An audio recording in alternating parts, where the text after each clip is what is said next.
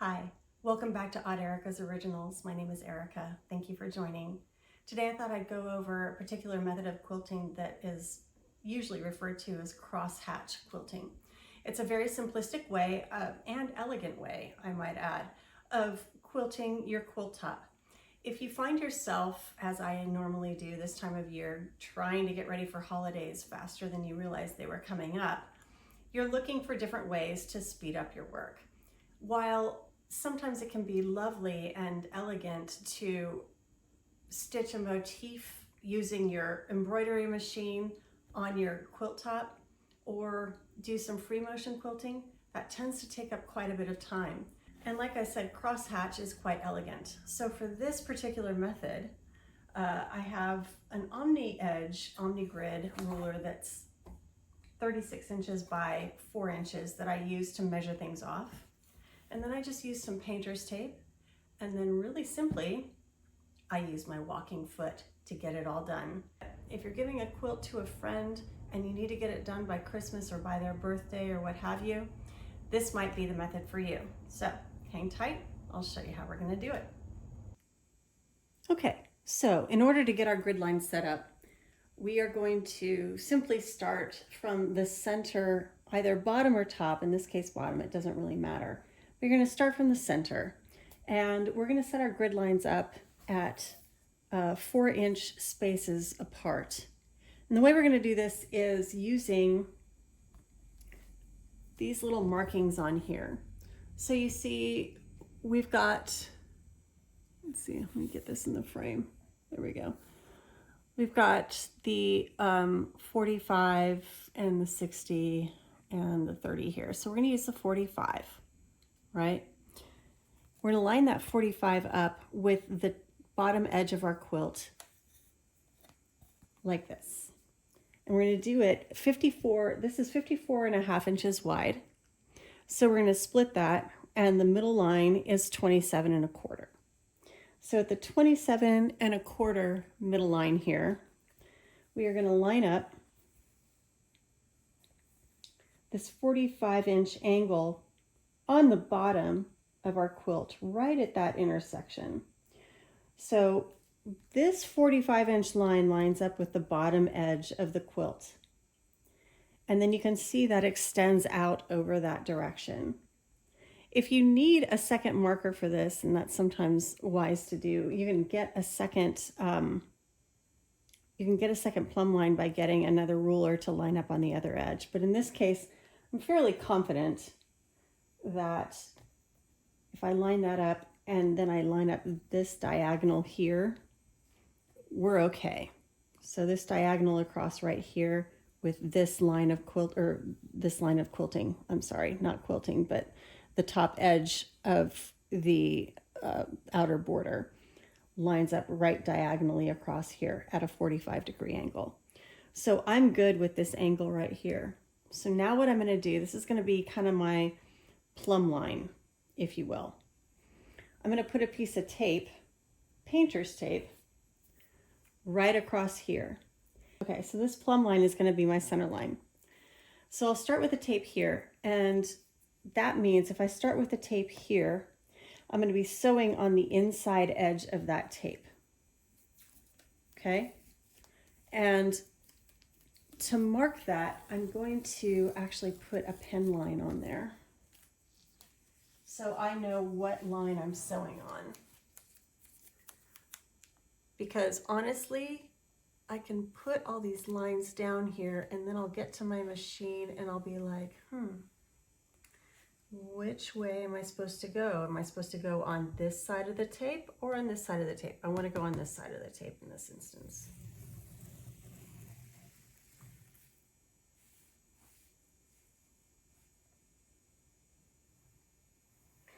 And I'm setting this up for something that we refer to as edge-to-edge quilting, and that's just a fancy way of saying, hey, we go all the way from the top to the other edge of the quilt until we get there, and then we freaking stop. All right.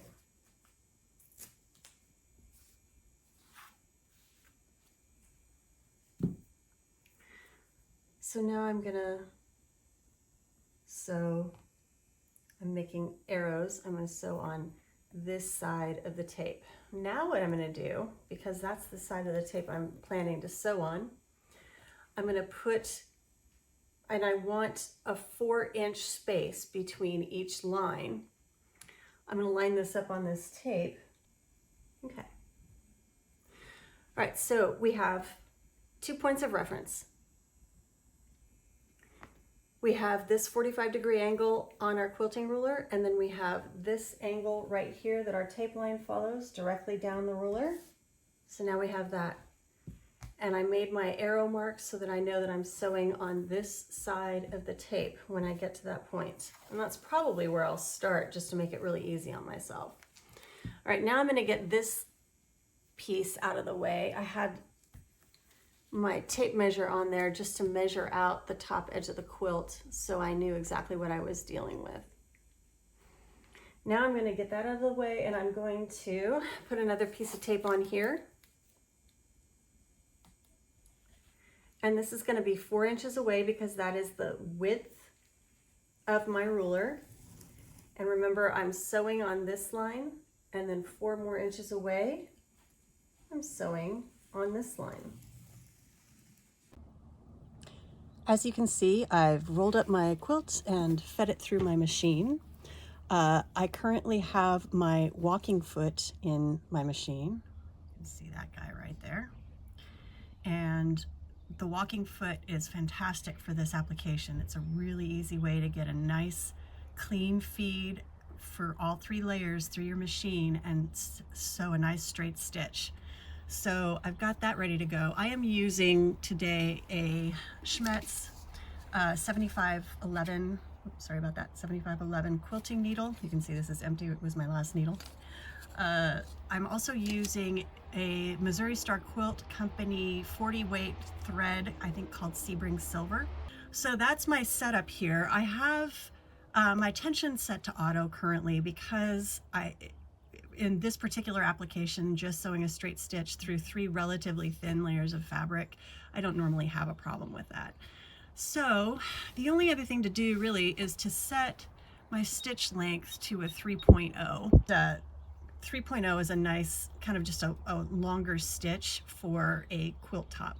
So all I'm going to do is quilt down along the edges of each of these pieces of tape, and only along one edge. I'm not going to quilt down both sides of the tape.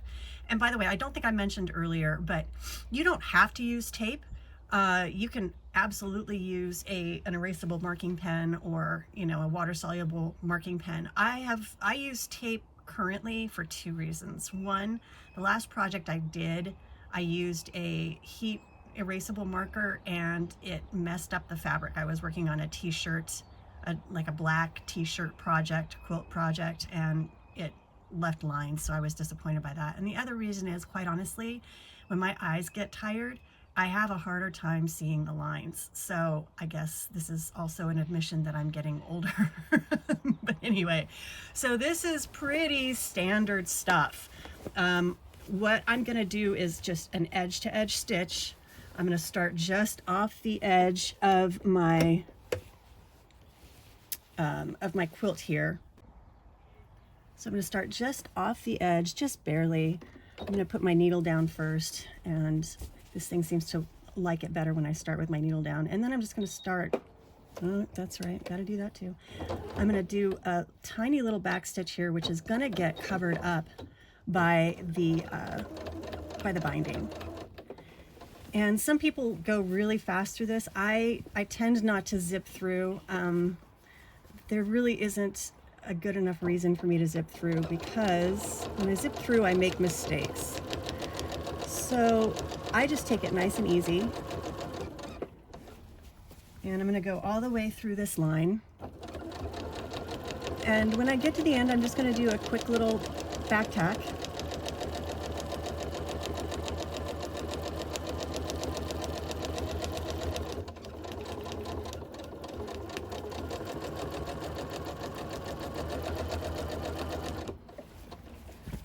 Take a second to get a hold of the rest of my quilt over here. That's the other thing. When your quilt is a little bit bigger and you need to manhandle it just a little. I mean, this is a lap size quilt, so it's not that big. but you do still have to manhandle it a little bit and make sure that you keep a zero gravity environment, or at least that's what a friend of mine called it. I like that. A zero gravity environment for your needle, so that you're not tugging on the needle itself. You're not tugging on the fabric one way or the other. You're not pulling things out of joint and making it look silly when you get done, because you can end up with puckers and weird stuff if you're not careful. I do love this Dream Station. I have my extender table out right now, so it's catching the other end of my quilt and not letting it fall on the floor, which I love. And also helps keep this a zero gravity environment. Okay, I didn't mean to sew into my tape, but I did. All right, that's okay.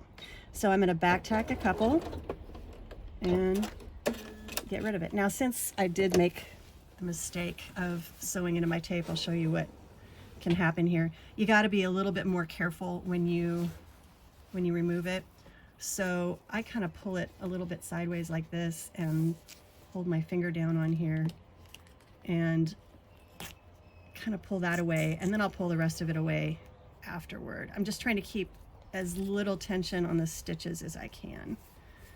Now, you don't have to pull this off right away. You can leave this on here, but until you're finished. It doesn't really matter. So I'm going to go ahead and pull this one strip away, but essentially you're going to go line by line. I kind of started in the center, so I'm going to go from the center out, and then I'm going to go back to the center and go out the other direction. Then when I'm done with that, the next step is to once again retape, remask, or draw lines, cross hatch lines going the opposite direction. So you're just again using your 45-degree angle on your ruler to start those lines and make them go in the other way across. And that's what's going to create our cross hatch. Now we're back at the table. We're going to finish marking up our quilt with our painter's tape. You can see we finished the lines of stitching going this way. So now we need to make lines of stitching going the opposite way. And once again, I'm doing the same thing with my ruler, and I'll just kind of sneak in here a little bit. I'm lining up this 45-degree angle with the line of stitching where my outer border meets my inner border. And then I'm lining up my ruler all the way down the line with my previous line of tape to get these lines going this way on. And then going back the other way, I'm going to, again, line up my 45-degree angle here and get the edge of the ruler lined up with the edge of my tape. So I have a nice straight line of tape. I'm going to put the next line of tape right here on the other side. Here you can see I have finished taping off my quilt, and I've rolled up both sides, and I've used these little quilt loop thingies. It's a technical term to hold it together, so I don't have to worry about that too much. And I have them at different intervals. Kind of, you can't see them over the edge here. I've got it on this side here. And so now I'm going to take this out to my workshop and start feeding it into my machine so we can get going on the other side. All right, we're going to get this set up now. I've got my machine on. My foot is all the way up. I have a walking foot on here. So on some smaller machines, you only have one level of lift. But on mine, there's the first level and then there's the second level. And that just gives you a little bit more space to feed through a quilt like this. And what we're going to try to achieve, I think I might have mentioned this earlier, maybe I didn't. We're going to try to achieve a zero gravity atmosphere, if you will, for feeding this thing through. In other words, we're going to try to make it as light as possible. And what I have a tendency to do is once I have my quilt rolled up, I will throw that kind of over my shoulder and let it lay on the back of my chair.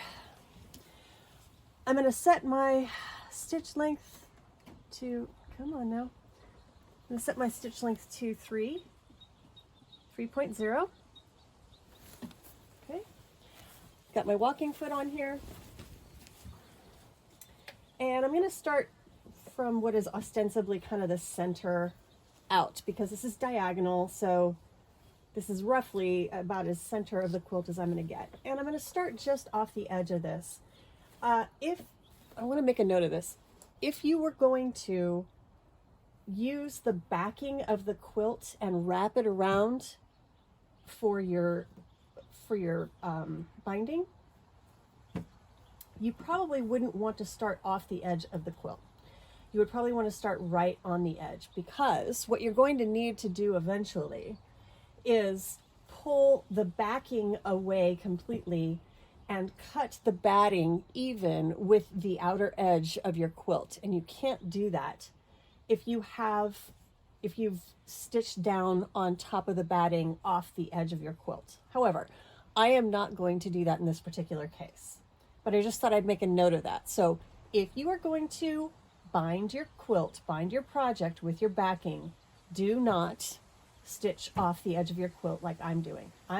So what I'm going to do now is just continue stitching all the way down on this one side of the tape, and I'm going to go out here, here, here. So I'm going to go from here out, and then I'm going to come over here and go from here out the other direction.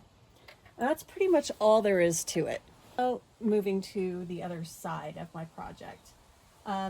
This is a smaller project, so because of that, I rolled this up fairly small, and it'll fit easily through the throat of my machine. If you have a small, this is about, I think this is an 11 or I think this is 11-inch throat here. So it's a fair amount of space. If you have a smaller machine, like if you have a beginner level brother machine, it might be a little bit more difficult to get this through. So what you might want to do is flip your work to the other side, to the side that has the smaller amount of fabric that you have to feed through, which you can easily do in this particular case since we're just sewing straight lines, right? The other thing is that